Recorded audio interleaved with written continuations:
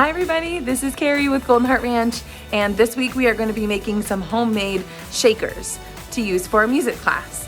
Music will be back next week, but in the meantime, I thought we could make some musical instruments and get prepared for music.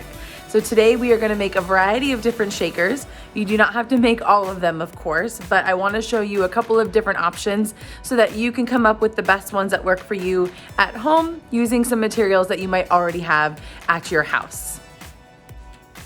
So I've rummaged through my house to gather up some supplies that I thought I could use to make some homemade shakers, and this is what I've come up with. You do not need all of these things that you see on the table. I just wanted to have a variety because I don't know what you have at home, and the whole idea was hopefully that you're able to find some items around the house so that you don't have to make a special trip to the store just to participate in the instrument making. So you can see these are the items I have. And together I will show you how to make a few different types of shakers. So the first shaker that I'm going to make is going to use that small mason jar. And so I'm going to grab that here and I'm going to put some items into that. And so I have some fun, just decorative flowers that I thought would look pretty inside. I'm going to put those in. And then I have a variety of buttons. And I'm going to dump those in. I think I lost one or two. All right, and I'm gonna close her up.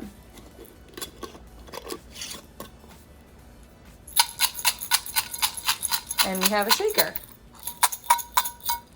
And it's a pretty one at that, nice and colorful. You can see it's a good colorful one. So the next one I'm going to make is going to be using these plastic Easter eggs. I'm gonna open those up. Move my money to the side. And then we're gonna get some rice and we're gonna put some rice in there. You're also gonna need some plastic spoons. So I have those here. You'll need tape. So I have painter's tape here. I also have just some decorative tape. So I have tape and that's about it. So here we go. All right, so the first thing I'm going to do is get some rice into my egg.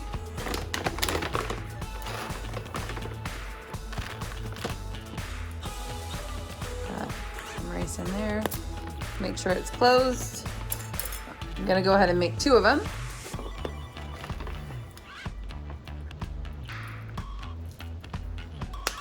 All right, so my 2 eggs are filled with rice.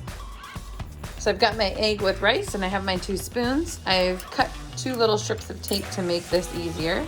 So I'm gonna put the egg on one spoon, the spoon on the other side. Make sure they're kind of lined up evenly.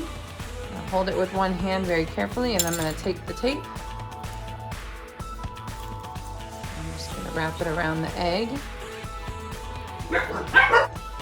Okay, so I have the first piece of tape on the egg. Now what I've done is I've used that tape around the seam of the egg. So here you can see that seam. And I put the tape around it just so that I don't have it open up and I get rice all over my house, because that's no fun. So I'm just gonna use this other piece of tape here to secure it as well, give it an extra little reinforcement. And then I'm going to grab some of the decorative tape and just give it a little bit more of a fun look, but now we have a little bit of a homemade maraca.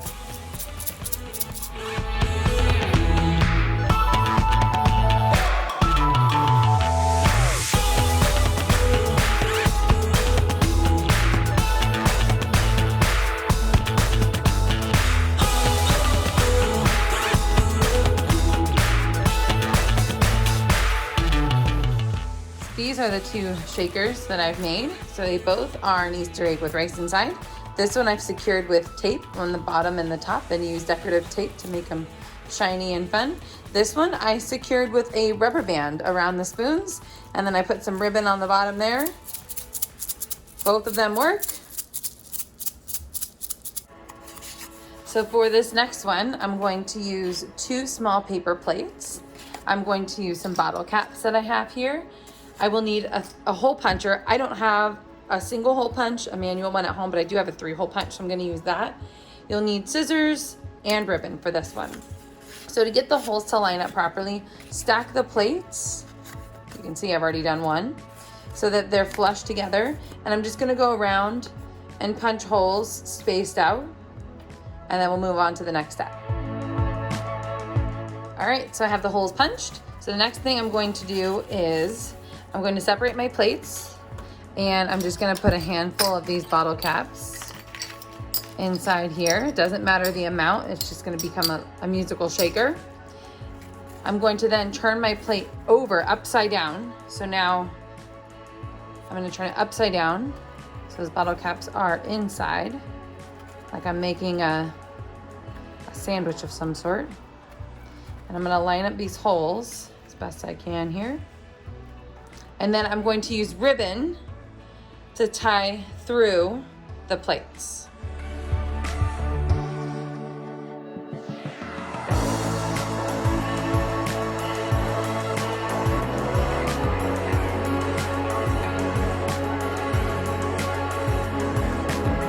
So I have my small little handheld paper plate shaker here. I've used bottle caps inside, so here I'm gonna give it a little whirl.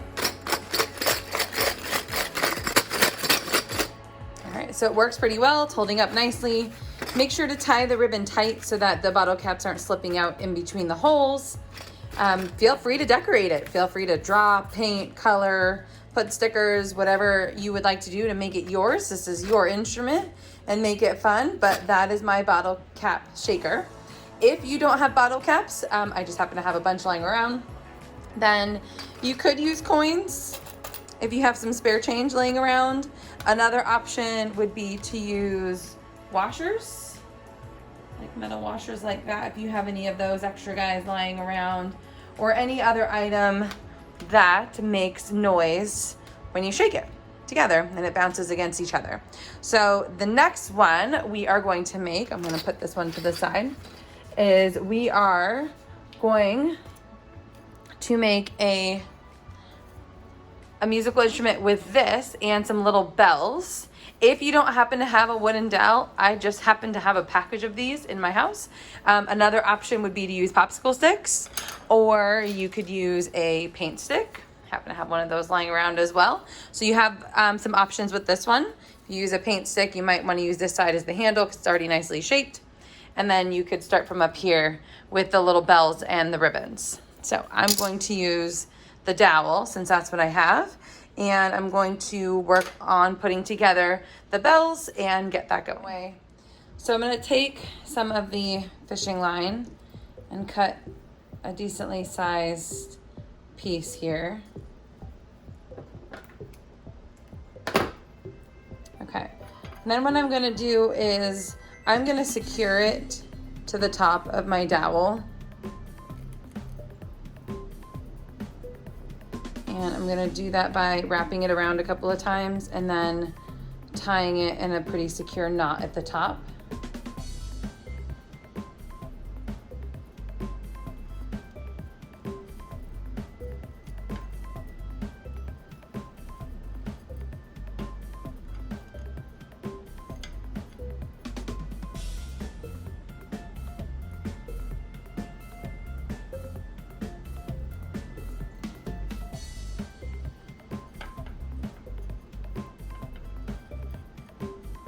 Make sure that that's real tight. Okay, so once you know that that's really tight, then what I'm gonna do is I'm going to string a bell onto the line. I'll take this guy.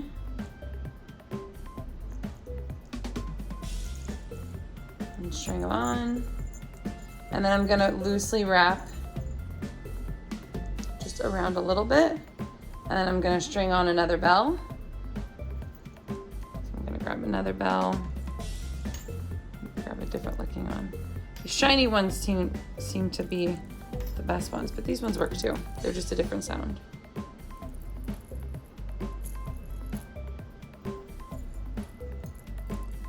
Okay, so now I have two on, like that.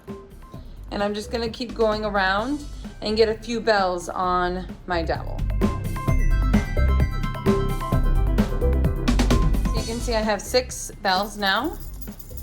Fun little sound there. So what I'm done is I've wrapped the fishing line around a few times and really snug. You want it really tight. Once you get it wrapped around a few times, use your finger to kind of create a little space. And then you're gonna string that line through and tie it into a knot, keeping that nice and tight.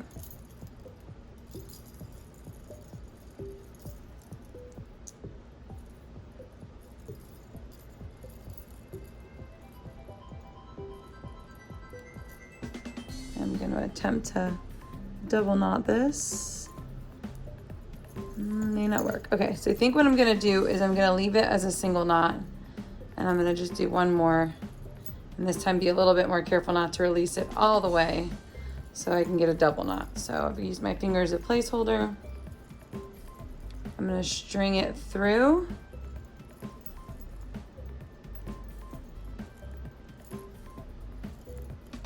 And I'm going to go ahead and just loop it through one more time. And that way it will naturally just create that double knot once I release my finger.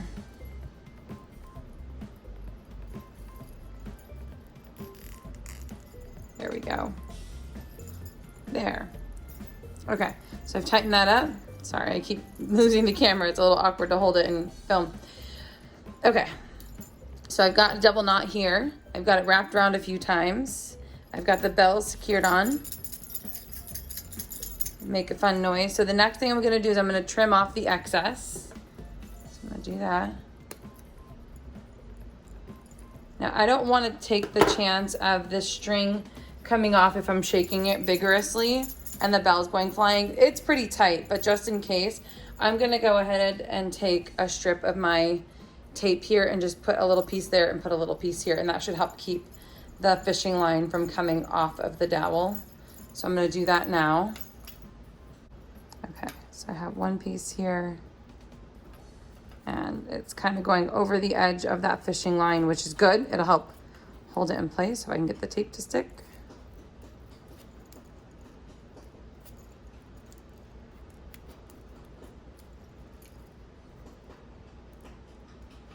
And I'll do the same on the bottom. All right, so you can see I have tape on the top and bottom. Make sure you use the tape that's sticky. My knot did come undone. I had to redo it a little bit, but it wasn't too terrible.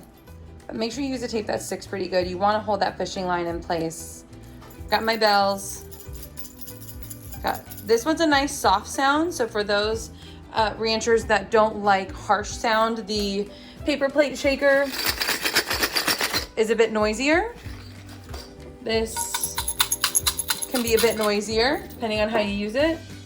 These rice shakers are a little on the softer side. And these bells are also on the softer side. So for those of our friends who prefer softer sounds or have sensitive ears, this would be a good option.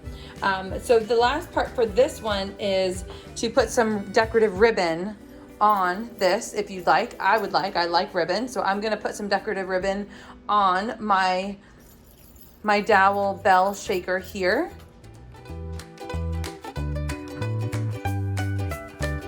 So I have my ribbon on. It's a long ribbon. Let's see if I can get it. There you can see it's kind of a long ribbon. You can trim it to your liking, you can curl it if you'd like, but it does make it kind of fun if you wanted to use it for music and to be able to have the ribbon in there, add some color. Makes it somewhat whimsical. So there's that. So these are the instruments we made today. We made our bottle cap shaker, made our rice and Easter egg maracas. We made a simple glass jar shaker using buttons and a whimsical bell shaker. So feel free to get creative with this. I had a can here.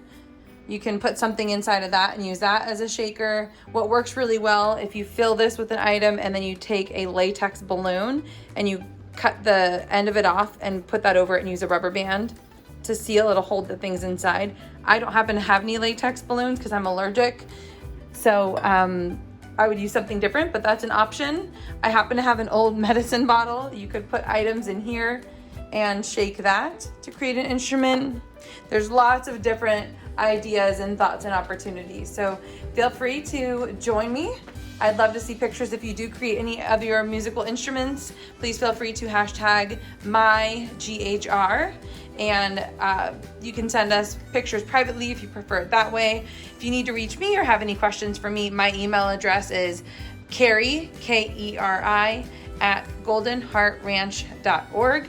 And I look forward to seeing you at our music class next week. And I will also be bringing you some homemade drum type musical instruments next week as well. Stay safe, everybody. Please take care of yourselves. And we miss you all, and we hope to see you back at the ranch very soon.